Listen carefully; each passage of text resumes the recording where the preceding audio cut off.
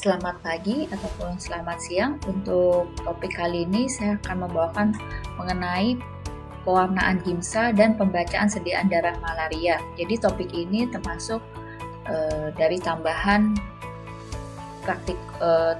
tambahan mengenai topik praktikum di blok hematologi ya dari Departemen Parasitologi. Untuk alat dan bahannya, untuk pemeriksaan mikroskopis malaria ini, alatnya ada tentu saja, karena mikroskopis kita menggunakan mikroskop cahaya. Kemudian kita juga ada beberapa botol, baik itu botol untuk pembilas, botol penyimpan gimsa. Jadi kan sebenarnya kalau yang dari pabrikan itu namanya gimsa stok, tapi kan terus kita bisa encerkan jadi berapa persen yang kita mau. Nah, untuk kalau ada sisanya itu disimpan di botol berwarna gelap untuk nyimpan gimsanya kalau ada sisa.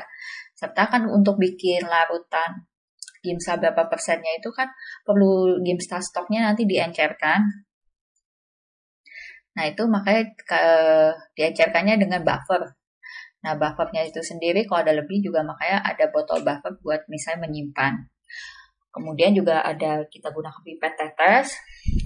Kemudian ada juga alatnya ada gelas ukur ataupun beker gelas, ada ukurannya bisa yang 10, gelas ukurnya 10 atau 100, beker gelasnya 50 atau 1 cc misalnya. Nah ini tapi pilihannya tergantung kita mau bikin larutan gimsanya berapa banyak, berapa cc atau berapa mili ya. Kalau butuhnya dikit ya pakai yang ukuran kecil, kalau itu butuhnya banyak pakai banyak besar. Kemudian untuk pewarnaannya, karena dia itu ada waktunya kan durasi pewarnanya, makanya kita juga butuh timer. Terus nanti pas dilihat di bawah mikroskop kita juga perlu ada menghitung, makanya perlu alat penghitung. Pada saat pewarnaan kita meneteskan itu pewarnaan gimsanya, ada juga perlu rak atau jembatan pewarnaan namanya. Kemudian untuk bahan-bahannya ada menggunakan sarung tangan yang steril, kemudian larutan buffernya sendiri ataupun bisa yaitu tablet buffer ada itu ya tinggal bikin jadi larutan buffer, prinsipnya yang pH-nya 7,2 atau kalaupun tidak ada bisa menggunakan alternatif kayak seperti air mineral itu. Nah biasanya buat mastiin ya pH-nya segini perlu ya dengan kertas strip pH. Kemudian larutan gimsa stoknya sendiri yang tadi menjadi bahan baku untuk larutan gimsanya itu yang mau jadi berapa persen. Kemudian kita juga perlu metanol untuk nanti yang di hapusan darah tipis. Kemudian ada kertas Whatman ini. Kemudian karena pembesaran lensa objektifnya 100 kali kita perlu bantuan minyak imersi dan setelahnya kan dibersihkan dengan tisu khusus lensa. Untuk topik, jadi kan kita yang dibahas kali ini adalah langsung yang cara pewarnaannya. Nah, untuk cara kan sebenarnya bahan atau sampelnya itu adalah darah. Yang paling ideal kan adalah darah tepi ya dengan yang tusuk jari, yang istilah finger prick. Kemudian habis diambil darahnya itu yang dari teknik finger prick, kemudian kan dibikin sediaan apusan darah baik tebal maupun tipis. Tapi di top yang saya bahas di sini tidak akan mencakup step by step itu karena waktu di blok KP3 kan yang teknik untuk pengambilan darah maupun pembuatan sediaan apusan darahnya sudah. Jadi di sini lebih langsung nanti untuk prinsip pewarnaannya ya. Jadi kalau yang untuk ini dari blok KP3, yang ini yang tebal memang udah di KP3 juga, tipisnya nanti ada di blok Hema juga mungkin, tapi lebih dibawakan oleh bagian patologi klinik. Nah sekarang setelah dibuat nih seperti ini kan, dibikin slide atau hapusan yang tebal, yang tipis, dan dibikin seperti ini, kemudian ada dikeringkan. Nah kan kita perlu, prinsipnya kalau yang tipis ini perlu difiksasi. Jadi pastikan nih yang sudah kita bikin itu sudah kering. Nah terus bagian yang tipisnya ini kita perlu fiksasi, yaitu dengan tadi di bahannya perlu metanol. Jadi si metanolnya itu kita ambil, bisa kita tetesin nih, contoh gambar ilustrasinya kita tetesin, basahi bagian yang tipisnya. Atau boleh juga sebenarnya mau dicelupkan, misalnya metanol taruh di dalam wadah, misalnya beker gelas. Tapi prinsipnya intinya jangan sampai kena yang di bagian tebalnya ini ya. Jangan sampai kena bagian tebalnya ini. Terus kemudian Metanolnya itu kan biasanya cepet kering ya, dikeringin aja di udara, habis udah kering, baru diwarnain. Nah, sebelum kita warnai dengan gimsa, kan kita perlu memastikan kalaupun kita nggak bikin baru gitu, misalnya ada si larutan gimsa sebelumnya, pasti ataupun kalau nggak memang gimsa stoknya sendiri yang memang botol gimsa stoknya sendiri kita baru mau buat, tapi ternyata bukan baru buka atau udah pernah dibuka, itu kita perlu tes juga tuh si regen gimsa stoknya kualitasnya gimana. Nah, nanti kan kita kalau yang standarnya itu kita bikin larutan gimsa pengenceran yang 3% tuh yang kalau untuk yang paling baik standarnya. Untuk sebelum membuat larutan gimsa yang diencerinnya itu, si gimsa stoknya sendiri itu perlu kita cek kualitasnya. Jadi caranya bagaimana? Nah, dengan yang tadi, ini contoh gambar saya, pakai yang tadi kertas Wattman itu seperti ini modelnya. Terus ditetesin ke atas kertas Wattman-nya si gimsa stoknya itu sama si metanol. Berapa banyak? Perbandingannya 1:2. Ya, jadi si gimsa stoknya 1, metanol 2 tetes seperti itu. Kemudian, ya kan diamkan, kan dia nanti kan cairannya menyebar. Nah, amati warna yang terbentuk pada kertas si Wattman-nya ini. Nah, kualitas gimsa stoknya itu masih baik jika ya ini di dalamnya tuh ada warna ungu atau ya kebiruan gitu ya. Tapi terus di luarnya kayak ada warna agak ngepink atau merah ini. Ya ini gambar ilustrasinya saya perbesar seperti ini. Tapi ya ini contohnya ya. Kalau di kertas Wattman-nya ini nggak tahu kelihatan, makanya saya bikin ilustrasi ini. Jadi luarnya kayak ada merahnya gitu. Nah, setelah memastikan gimsa stoknya ini oke, kualitasnya baik, sebenarnya sih untuk memastikan bahwa pewarnaan gimsa kita untuk pemisah malarianya ini sesuai standar ya. Nah, setelah gimsa stoknya oke, kita akan diencerkan si gimsa stoknya ini yang sesuai yang terbaik itu standarnya yang bikin nanti larutan gimsa yang 3%. Caranya dengan menyiapkan gimsa stoknya dan larutan buffer. Jadi ini contoh gimsa stoknya, botolnya kan. Dan si larutan buffer. Jadi memang ada yang kemasan langsung botol ataupun yang saya bilang ada tabletnya terus diencerkan ataupun ya kalau tidak ada alternatifnya bisa menggunakan air mineral. Jadi untuk langkahnya yaitu ambil 3 bagian gimsa stok dan tambahkan 97 bagian larutan buffer ke dalam gelas ukur. Jadi bisa ambil pakai pipet. Jadi masukin dulu ke sini gimsa stoknya 3 banding 97 larutan buffernya. Perbandingannya itu. Nah, tapi jatuhnya jadi berapa mili ya tergantung kebutuhannya. Nah, ini saya kasih contoh. Misalnya mau buat larutan gimsa yang 3% total sebanyak 20 mili. Maka ambil gimsa stoknya ini 0,6 mili. Tapi kalau larutan buffernya kan 97 bagiannya yaitu 19,4 mili. Jadi dicampurkan ke sini, kemudian diaduk larutannya yang sudah ditambahkan hingga larut dan merata atau homogen. Nah, sekedar informasi untuk minimal pembuatan larutan gimsanya ini dari 2 bahan ini adalah standarnya biasanya 10 mili karena dengan anggapan itu bisa untuk 1 sampai 5 sedian darah. Ya tergantung si yang membuat nanti pulasannya ini ya, dia seberapa banyak netesinnya. Tapi standarnya itu sekitar segini butuhnya, karena dengan perhitungan untuk per 1 apusan darah sedian darah dengan larutan 3% ini, butuhnya untuk membanjiri pewarnaannya nanti itu sekitar 2 sampai 3 mili. Langkah selanjutnya untuk pewarnaan atau pulasannya yaitu yang tadi kaca objeknya yang ini yang sudah ada apusan smear atau apusan atau smear darah tebal maupun tipisnya nih, tebal tipisnya sudah dikeringkan, ditaruh di rak pewarnaannya. Ini gambar ilustrasinya. Kemudian kan tadi kita telah membuat larutan gimsa yang 3%-nya, kita ambil dengan menggunakan pipet, kemudian teteskan. Jadi si larutan gimsa yang sudah kita buat itu ke seluruh permukaan apusan darah. Ya, ini contoh gambar ilustrasinya, baik di darah tebal maupun tipis. Usahakan semuanya bagian ini yang tebal tipis yang pusanya itu terendam dengan rata. Karena dia menggunakan yang 3%, itu untuk pewarnaannya itu didiamkan sekitar 45 hingga 60 menit. Nah, untuk alternatif, jadi pada beberapa laboratorium ada yang menggunakan Gimsal 10%. Ya, ini kaitannya untuk mempercepat waktu pulasan sih, karena kalau 10% itu biasanya hanya perlu ditunggu 15 menit, tapi ideal standarnya yang 3%.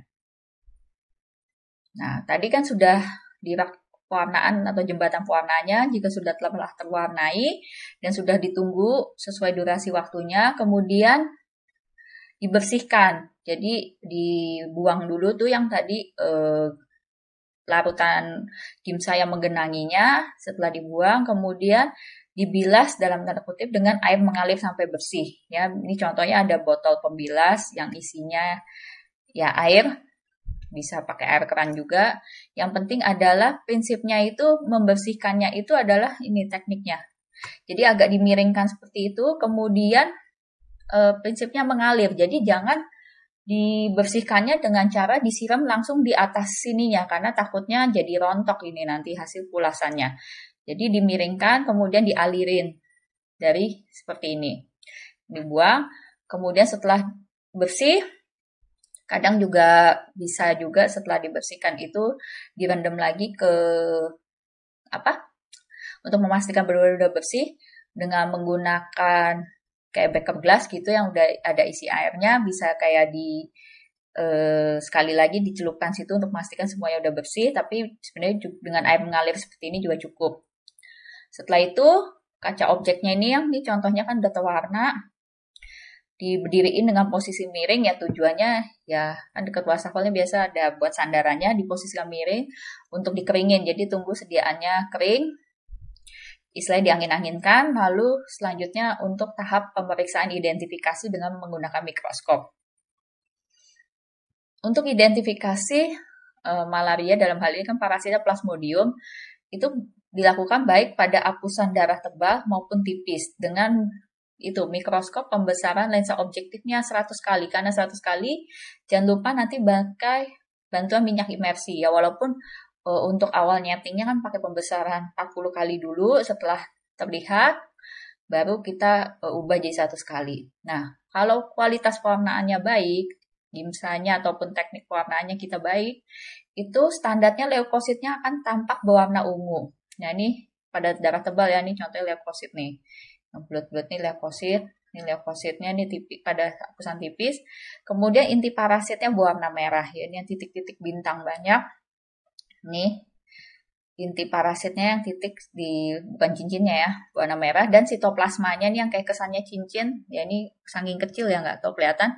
Sitoplasmanya kalau kualitasnya baik itu warnanya cenderung biru ya, tapi ini yang paling tapi ini contohnya gambar nih juga udah baik ini hasil pewarnaannya. Nah, untuk membaca sediaan darah atau apusan darahnya itu di bawah mikroskop yang tebal dulu ya. Jadi baca yang ini dulu di bawah mikroskop. Jika ditemukan parasit malaria, catat hasilnya. Kemudian ya ini istilah kalau darah tebal untuk tahu dulu seenggaknya screening awal istilah positif atau negatif. Selanjutnya, walaupun dari yang darah tebal kita bisa kurang lebih juga bisa tahu sih spesies Plasmodiumnya apa. Apakah falciparum, apakah vivax, malaria atau ovale, kita sebenarnya dari tebal bisa. Tapi untuk memastikan biasanya konfirmasi dengan lihat yang di apusan darah tipis ya. Nah, untuk teknik pembacaannya itu di bawah mikroskop, itu cara geser-gesernya itu nih ya, gambar ilustrasinya dengan cara siksak ya. Kan misalnya tadinya tebal ya, jadi bacanya tuh geser gini nih.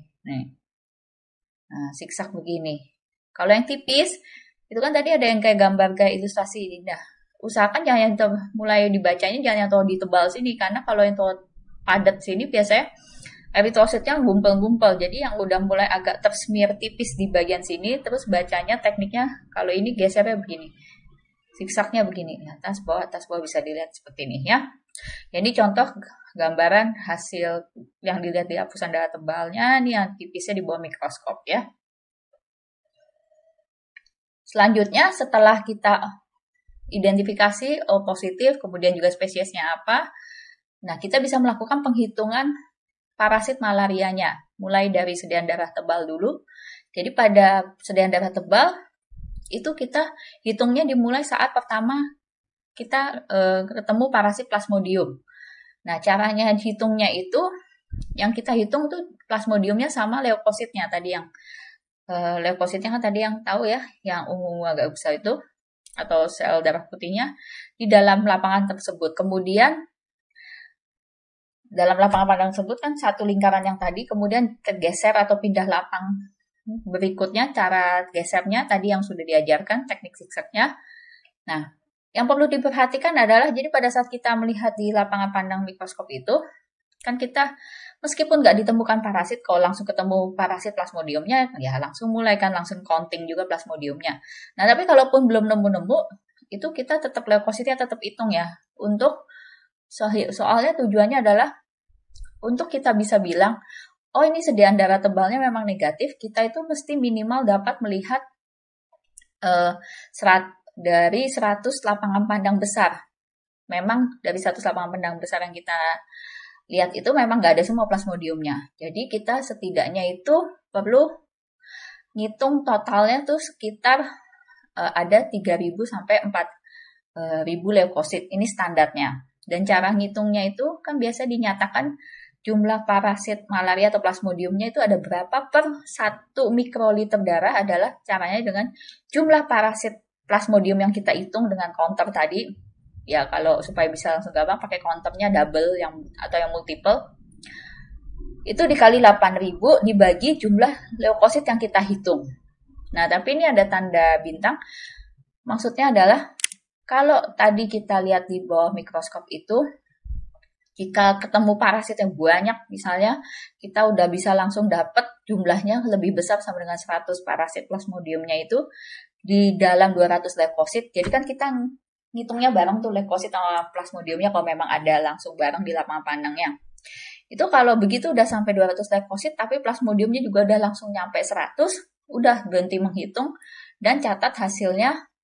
Anggap itu berarti kita sudah menghitung jumlah parasit per 200 leukosit. Tapi kalau setelah kita kurang lebih udah 200 leukosit tapi jumlah parasitnya masih di bawah 100 atau kurang lebih sama dengan 99, kita bisa lanjut nerusin ngitung lagi sampai jumlah totalnya leukositnya 500 yang kita hitung.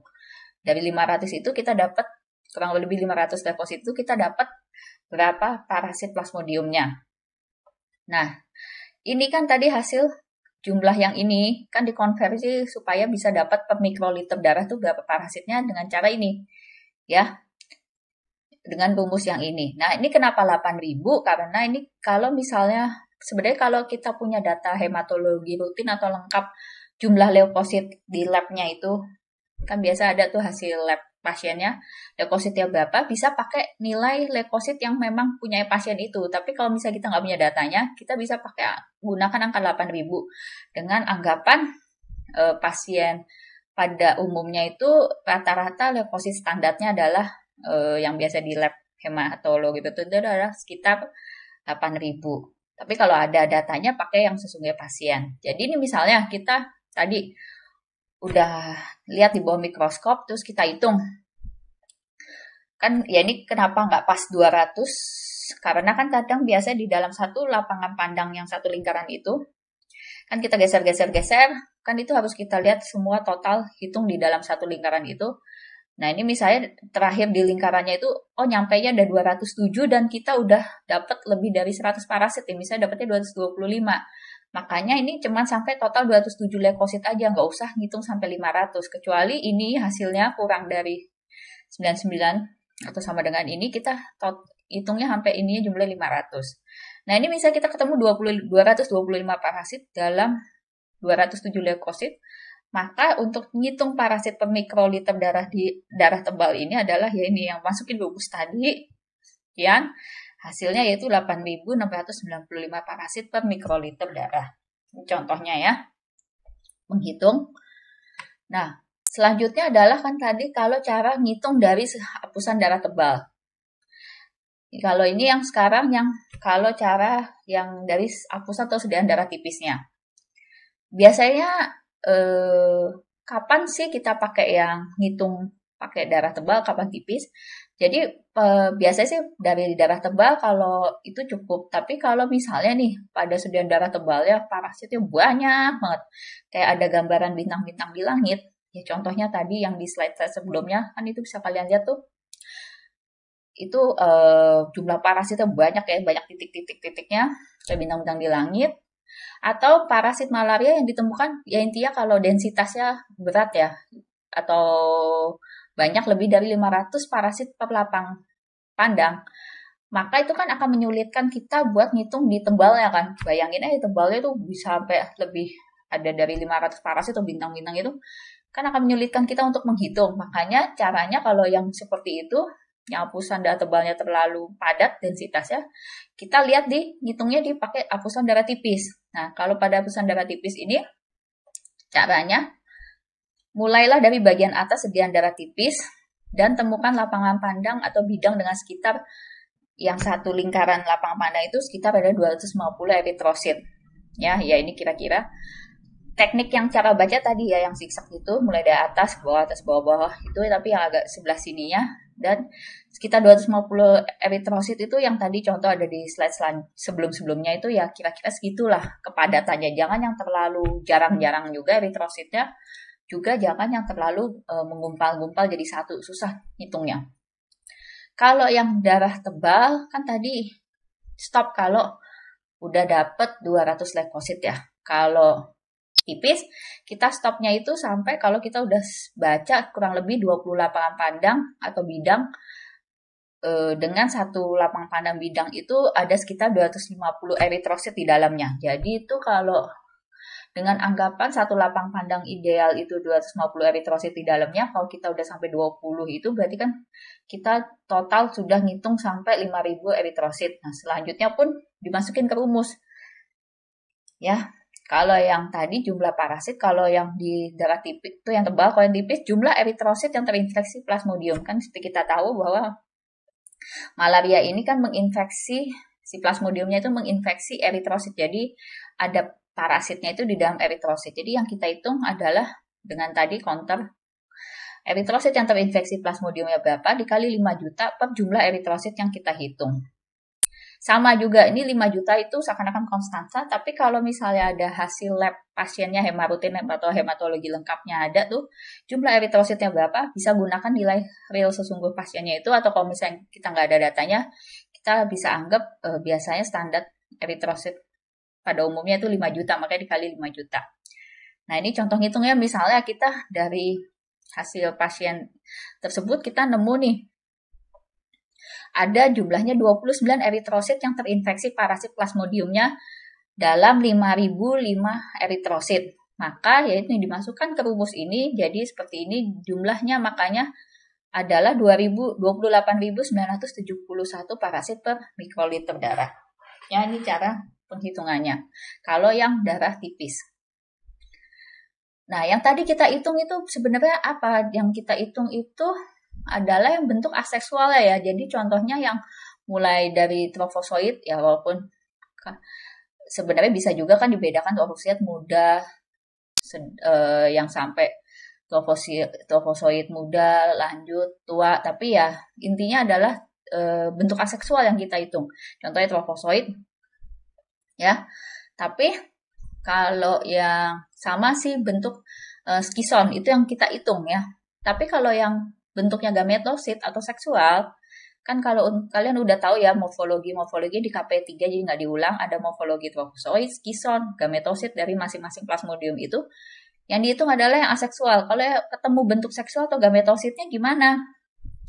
Yang pada saat tadi ngonting atau pakai counternya itu yang dihitung eritrosit terinfeksinya ataupun di darah tebal yang kelihatannya itu, yang dihitung jangan gametositnya nggak usah dihitung barengan ya, tapi tetap dicatat nanti kayak biasa ada tulisan pelaporan tetap dicatat ditemukan juga bentuk gametosit, tapi tidak diikut dalam hitungan yang tadi. Nah, kalaupun kadang kan beberapa kasus ada infeksi campuran, misalnya falciparum, campur vivax atau yang lainnya. Nah, semua parasit dalam eritrosit dihitung bersama-sama. Jadi, barengan aja. dihitungnya pas hitungnya itu. Tapi ya ingat jangan yang dimasukin yang bentuk seksualnya ya kalau dalam ngitung. Nah, nanti baru untuk kalau jumlah dijadiin satu aja ngitungnya, tapi nanti pada saat laporan, penulisan laporan dituliskan spesiesnya memang ditemukannya ada apa aja gitu kalau. Tapi kalau ngitungnya bersama-sama aja. Kemudian nih, jadi contohnya nih hasil perhitungan parasit stadium aseksual ya. Jadi ketemu ada torfozoid, kalaupun misalnya selain falciparum bisa ada skison misalnya. Pada apusan darah tebalnya nih. Nah, sebenarnya itu kita bisa, kalau misalnya apusan darah tebalnya tadi nggak terlalu rame ya, kayak yang tadi saya bilang densitasnya nggak ini, setelah kita ngitung darah tebalnya itu, jumlahnya berapa, bisa langsung kita konversikan ke namanya persen eritrosit yang terinfeksi. Jadi, kalau terlalu densitasnya banyak, itu kan mau nggak mau kita susah tuh ngitung yang tebal, kita ngitung yang tipis. Tapi kalau enggak, kita bisa ngitung tebal. Terus buat tahu kalau kira-kira berarti eritrosit terinfeksi ya, bisa kita konversi tanpa kita hitung yang tipis. Jadi, dengan anggapan kan dalam 1 mikroliter darah standarnya itu ada 5 juta eritrosit. Nah, jadi untuk disediaan darah tebalnya, misalnya kita nemu tadi hitungnya ada jumlahnya 500 parasit. Itu kan kalau lebih dari yang tadi, lebih dari 100, itu kan kita cukup ngitung 200. Misalnya jumlah total leukosit yang kita hitung 200. Nemunya 500 parasit, plasmodium, kemudian total leukosit yang dihitung 200, maka buat konversinya adalah ya ini, 500 parasit dikali jumlah leukosit yang standar atau konstatanya, atau kalau misalnya ada hasil hemarutin leukosit sesungguh pasien, boleh dimasukkan yang ini dibagi jumlah leukosit yang kita hitung 200. 8.000 bagi 200 kan 40. Jadi 500 parasit dikali 40 per mikroliter. Nah, itu berarti kan berarti ada 20.000 jumlah parasit malaria atau plasmodiumnya di dalam, yaitu 1 mikroliter darah kan dianggap 5 juta eritrosit. Nah, cara konversinya berarti 20.000 dibagi 5 juta eritrosit dikali 100%. Berarti dengan anggapan tadi kita ketemu 500 parasit dalam 200 leukosit, itu bisa kita anggap itu berarti jumlah infeksi eritrosit terinfeksi ada 0,4%. Jadi 0,4% eritrositnya itu dianggap terinfeksi parasit plasmodium penyebab malaria itu. Selanjutnya ini beberapa hal yang perlu diperhatikan. Jadi dalam untuk pewarnaan ataupun penghitungan plasmodium penyebab malaria. Jadi kalau untuk kan tapi teknik pengambilan sampel ya ataupun teknik apusannya tidak dibahas di sini. Tapi hal yang perlu diperhatikan adalah kalau sampel darah untuk pemeriksaan apusan darah tebal tipis malaria itu yang terbaik adalah itu sebenarnya darah kapiler. Jadi kalau pada dewasa kan biasanya ambil yang di ujung jari tangan, kalau bayi biasanya di tumit kaki. Ya, walaupun misalnya kalau dapatnya dari darah vena, misalnya kayak ambil cek, kan biasa kalau cek darah biasa kita kan di pembuluh darah venanya itu ambil pas barengan itu ya bisa-bisa aja, tapi sebenarnya kalau terideal itu kalau dari darah kapiler ya, untuk bisa langsung dibuat apusan darah tebal maupun tipisnya, di smear seperti itu. Yang seperti kalian contoh lakukannya itu di praktikum KP3. Nah, tapi ya kalau misalnya ternyata dapatnya dari darah vena sekalian pada saat misalnya ambil sampel darah yang lain, dan kita taunya itu adalah misalnya darahnya itu dimasukkan ke tabung yang ada antikoagulan, misalnya yang biasanya kan tutup tabungnya ungu tuh. Nah, itu kan biasanya kan kalau di lab itu nggak langsung, kemungkinan biasanya nggak langsung dikerjain bikin smear seperti itu dulu. Jadi itu ada resiko sebenarnya kenapa nggak ideal, karena ada kemungkinan kan selama masih di dalam tabung itu nggak langsung di-smear, istilah si parasit malaria masih viable, jadi masih bisa hidup dan berkembang di dalam tabungnya itu.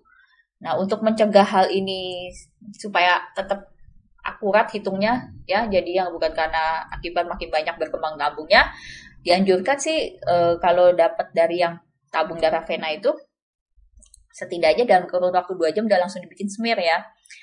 Kemudian memang dulu sempat ada istilahnya kalau untuk ngambil sampel darahnya itu pada saat demam. Nah, tapi yang baik itu dan yang terbaru juga adalah sebenarnya pengambilan sampel darah untuk identifikasi plasmodium itu tidak perlu menunggu puncak demam pasien. Karena dengan anggapan malah lebih beresiko membahayakan karena keterlambatan diagnosis. Jadi ya nggak mesti nunggu pasien demam baru diambil darah ya. Untuk pewarnaan gimsa yang tadi saya bilang, identifikasi morfologi yang baik standar adalah 3%. Tapi kalau memang beberapa laboratorium modifikasi 10% mengingat durasi pewarnaan lebih cepat. Tapi kalau ideal identifikasi morfologi sih baiknya 3% standar ya. Dan kalaupun hasil pemeriksaan apusan darah tebal tipisnya tadi negatif, nah syarat tadi dibilang negatif, kalau tebal bagaimana kan ada di slide sebelumnya.